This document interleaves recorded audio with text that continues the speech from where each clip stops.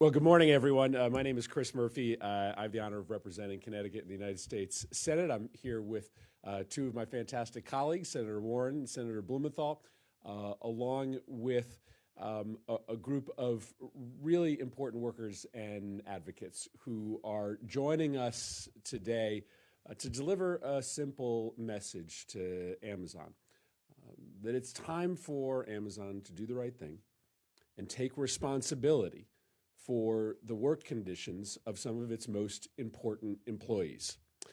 All throughout the holiday season, houses, apartment buildings all across the country were visited by Amazon delivery trucks. Out of those Amazon delivery trucks came friendly men and women dressed in Amazon uniforms, delivering Amazon packages. But what you likely didn't know is that those delivery drivers who were so essential to your holiday season working out don't work for Amazon. They're wearing an Amazon uniform, they're delivering an Amazon package, they're walking out of an Amazon branded vehicle, but they don't work for Amazon. And that is intentional because Amazon doesn't want to have responsibility for the often abysmal wages and working conditions that these drivers are laboring under every single day. And so we're here today to talk about the real life of Amazon delivery drivers. Why, as consumers, you shouldn't accept what is going on today when it comes to how Amazon treats these delivery drivers and why it needs to change. So here's the reality.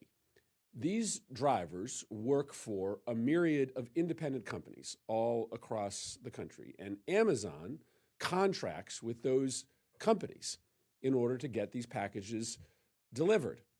Even though they look like Amazon employees, they are not Amazon employees. But Amazon pays these companies so little that the conditions that these drivers often work under are unconscionable.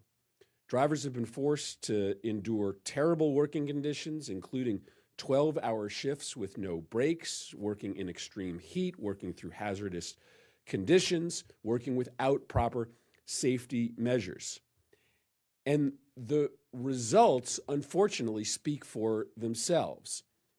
Delivery drivers working for these companies have an injury and accident rate of 20%. That is a stunning number.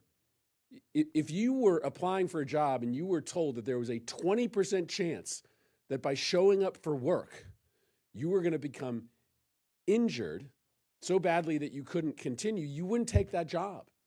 We don't accept that anywhere in our economy today. But for Amazon delivery drivers, because of the conditions they work under, there is a 20% injury rate.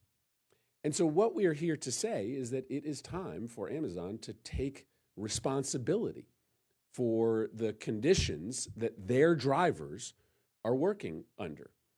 Instead of outsourcing that responsibility, they need to take joint responsibility, either making these drivers employees of Amazon or entering into new agreements with these subcontractors so that Amazon has direct responsibility for those working conditions.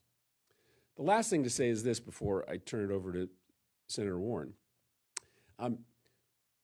Workers have stood up for themselves to try to improve these conditions. In fact, you'll hear a story today about a group of workers in California who were working for one of these delivery companies who decided to take matters into their own hands, decided to form a union, organize, to make sure that if Amazon wasn't going to protect them, that they would protect themselves. Well, when they did that, Amazon had a pretty simple message for them. If you stand up for yourself, you're never working for Amazon.